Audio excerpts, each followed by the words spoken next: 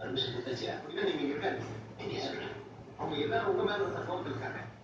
2 வருஷத்துக்கு முன்னாடி ஊர்வலம் பேர்ல போய் மேலப்பாளையம் போலீஸ் ஸ்டேஷன் அடிச்சு விட்டுறாங்க. அந்த 4 பேர் இன்ஸ்பெக்டர் எடுத்தாங்க. ஊர்வலம் பஸ் ஸ்டாண்டுக்கு புறப்பட்டு கார்பரேஷன் ஆஃபீஸ் தாண்டினதும் அங்க நம்ம ஆளுங்க பெட்டிக்கடை அந்த கடையில இருந்து சோடா பாட்டில் சப்ளை ஆகும். அதான் அவங்க கிடைச்ச முதல் ஆயுதம். கொஞ்சம் தூரத்துல கந்தப்பா நேரத்தில் இருக்கு. அங்கிருந்து நமக்கு 60 சப்ளை ஆகும். 1000 கிடைச்சோடனே நம்ம தாக்கத்துக்கு முயற்சி பண்ணோம்.